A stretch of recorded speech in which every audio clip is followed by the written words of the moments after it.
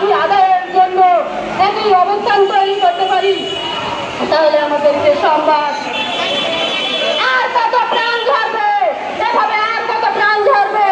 আমাদের শিখাপা তিনি ইতিপূর্বে আমাদের সাথে কথা হয়েছিল, উনি বড় দুঃখ করে একটা কথা বলছিল, লজ্জা হলে কথাটা না বলে বলা যায় না, যে একটা বাচ্চা দুনিয়ায় আসছে, সে আসলে সুস্থভাবে কতটুকু আসতে পারবে ম্যাডাম জানি না। আজকে সেই দুঃখে না খেয়ে অনাহারে বাধ্য হয়ে আমাদের বিশ্বাস তিনি এই দুনিয়া ছেড়ে চলে গেছেন। এরকম শিখাপার মতো আর কোনো শিখাপা আমরা দুনিয়া ছেড়ে যেতে পারবো না। আরে ভাই মরতে হলে আমরা একসাথে মরবো, আর বাঁচতে হলে আমরা একসাথে বাঁচবো।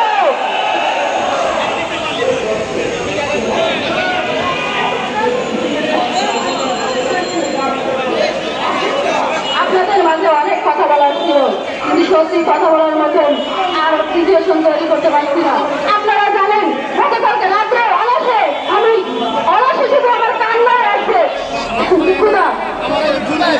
আমাদের এই পরিস্থিতি থেকে যেন আমাদের মুক্তি দেওয়া হয়, সেখানে সত্যি আর কথা বলার মতো পরিস্থিতি পাচ্ছি না।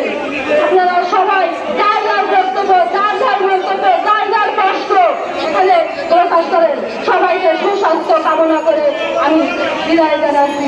জয় বাংলা, জয় বঙ্গবন্ধু, জয় হোক সকল শিক্ষা সমাজ।